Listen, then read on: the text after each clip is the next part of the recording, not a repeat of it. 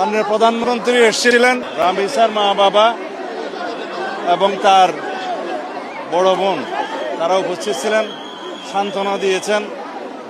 আমরা আশ্বস্ত করেছি পুলিশ ডিপার্টমেন্ট দ্রুততার সাথে আসামিকে গ্রেফতার করতে সক্ষম হয়েছে এবং আসামি তার স্বীকারোক্তিমূলক জবানবন্দি 164 ধারায় 164 স্টেটমেন্ট যেটা বলি সেটা করেছে।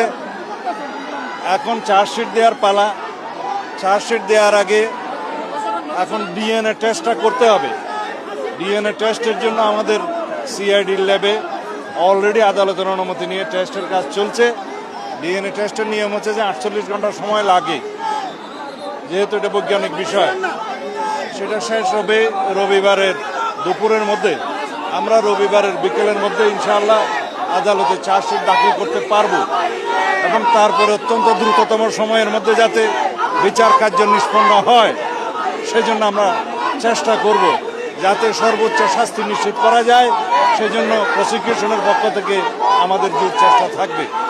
আর মাননীয় প্রধানমন্ত্রী আশ্বস্ত করেছেন রামিসার বড় বোন তার জীবনের সমস্ত পড়াশোনার খরচ এবং তার অন্যান্য আনুষঙ্গিক ব্যয় সব কিছু উনি বহন করবেন এবং রামিসার মা বাবা এবং রামিসার বড় বোনের জন্য একটা আশ্রয়স্থল, তারা নিরাপদ আশ্রয়স্থল চেয়েছেন, সেটা মাননীয় প্রধানমন্ত্রী প্রতিশ্রুতি দিয়েছেন খুব স্বল্পতম সময়ের মধ্যে সেটার ব্যবস্থা করবেন।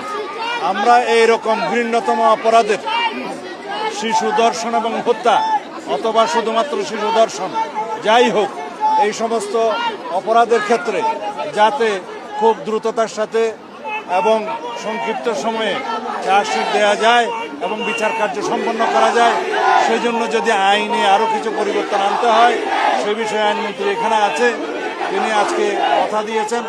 ক্যাবিনেট মিটিংয়ে আমাদের এটা আলোচনা হয়েছে, তিনি সেই বিষয়ে আইনি সংস্কারও সাধন করবেন। যেখানে প্রয়োজনীয় সংশোধনের দরকার সেটা আমরা করব। এইভাবে আমরা দেশে এরকম ঘৃণ্যতম অপরাধের যাতে আর পুনরাবৃত্তি না হয় সেজন্য চেষ্টা করবো ইনশাআল্লাহ। ধন্যবাদ।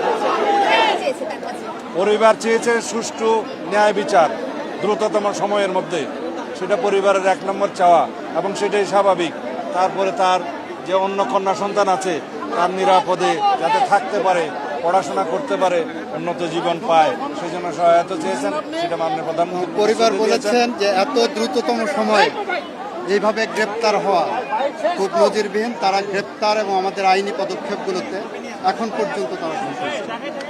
আচ্ছা, আরেকটা বিষয়, যে দায়িত্ব নেওয়ার কথা বললেন আপনি, সেই দায়িত্বটা কি তারেক রহমান সাহেব নিজে নিচ্ছেন নাকি প্রধানমন্ত্রী হিসেবে নিচ্ছেন? সরকারিভাবে প্রধানমন্ত্রী হওয়ার আগে থেকেই এরকম মানবিক কর্মকাণ্ড বহু করেছেন সারা দেশে, তিনি ব্যক্তিগতভাবে নিয়েছেন। আর প্রধানমন্ত্রীর তহবিল থেকে তো উনি সাহায্য দিতেই পারেন।